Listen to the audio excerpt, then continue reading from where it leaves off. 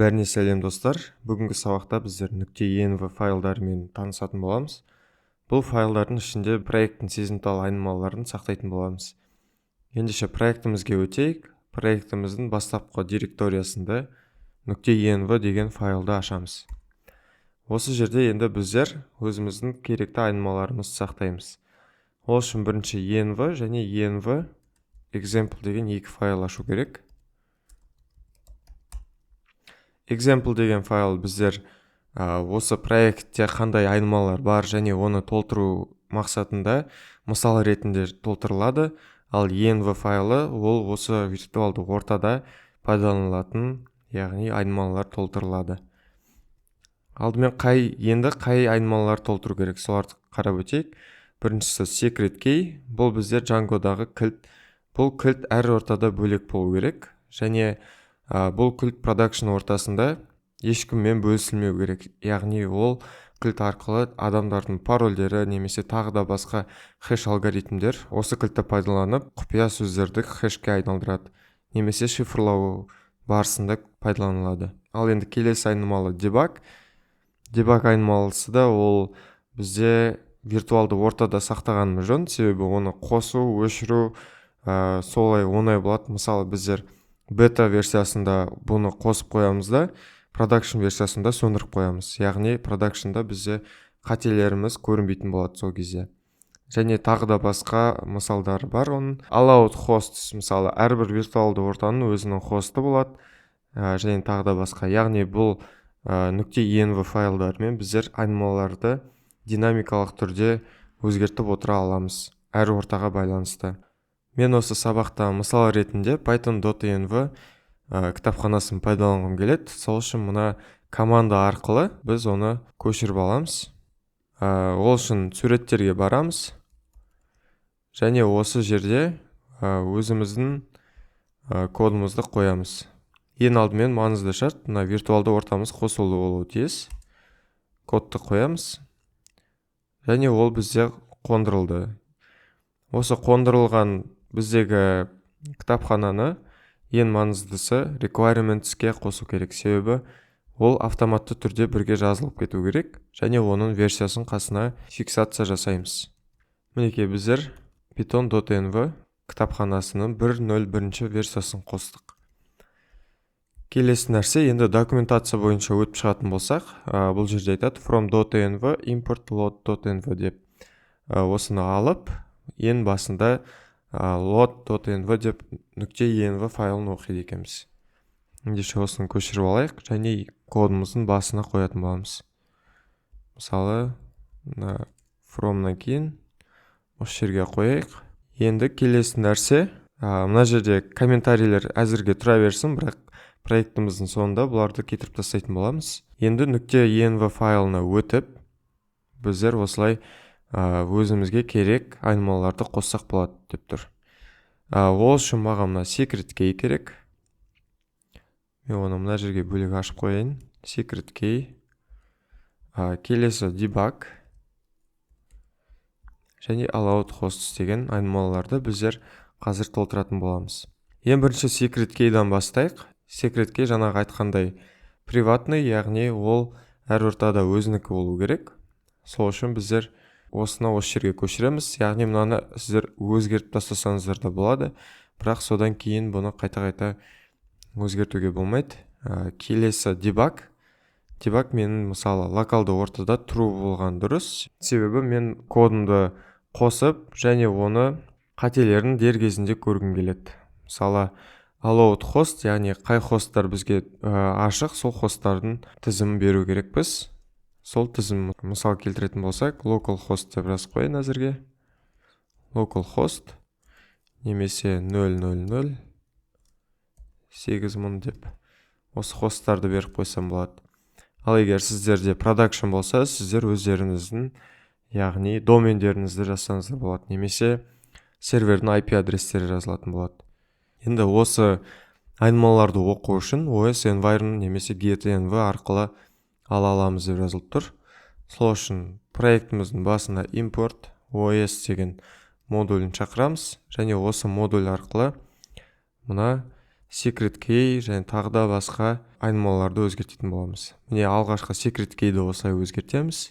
Яғни get-env-ға кіретін болсақ, ол бірінші кілт, яғни сіздің айнымалыңыздың атын сұрайды. Екінші дефолт, ол егер айнымалы сіздің env файлыңызда болмаған жағдайда, ең бастапқы айнымалының мәнін беріп тұр. Яғни егер сізде болмаса, ол none деген типпен тұратын болады.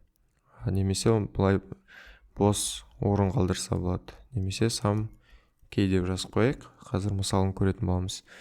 Debug деген бізде, оның мәні бізде boolean болу керек. Boolean дегеніміз true false'ты ғана қабылдайды. Сол үшін біздер мынандай мысал жазып қойсақ болады. Егер debug ішінде true деген сөз тіркесі кездессе, яғни міне тең болады true деген сөз тіркесі кездессе, true мен true мына екі жер теңеседі де, ол true'ды қайтарады. Немесе мынаны түсініктірек болу үшін бұлай bool деген классқа алып қояйық. Ал егер сіздерде бұл debug берілмеген болса, ол бастапқы жағдайда true деген мәнді алады да, ол автоматты түрде true болып тұрады. Бірақ мен оның автоматты түрде false болғанын қалаймын. Және келесі allowed hosts'қа біздер бұлай жасаймыз. Міне көрсетіп тұр. Os get-env allowed host localhost split. Яғни split деген функция, ол сіздің сөз тіркесін үтір арқылы бөліп, оны тізімге айналдырады, листқа. Енді осы айнымалыларымызға принт жасап көрейік. Debug және allowed host. Енді серверімізді қосып, осылардың мәндері қандай болғанын тексереміз. Және серверіміз қосылды. Енді мына жерде secret key Django міне мына сөз тіркесін алып тұрғанын көріп тұр. Debug бізде мәні true болып тұр. Және allowed host бізде тізім болып тұр. Енді одан бөлек debug'тың қасына типін көрсетіп қояйық, ол boolean екенін дәлелдеу үшін. Және allowed hostқа да. Және secret keyға да қоса салайық. Сақтадық, қайттан жүргіземіз серверімізді. Мінекей көріп тұрғаныңыздай secret key бізде класс str деген string, яғни ол тізбек, жол. Келесі debug true, класс bool, яғни ол boolean мағынасын алып тұр. Және келесі бізде allowed host, ол біздің хостымыздың тізімін алып тұр. Және оның тізімі list. Егер сіздер allowed hostқа бұлай бөлек белгілеріңіз келмесе, яғни барлық хостқа сіздер өзіңіздің проектіңізді ашып қойғыңыз келсе, онда сіздер мынаның орнына жұлдызша қоясыздар. Және енді қарайтын болсақ, мына жер өзгермеді, сол үшін серверімізді тоқтатамыз. Қайтадан жүргіземіз. Көріп тұрғанымыздай allowed host енді жұлдызшаны алып тұр. Және оның мағынасы list болып тұр. Енді осы арқылы біздер өзіміздің айнымалыларымызды env файлдарына шығардық.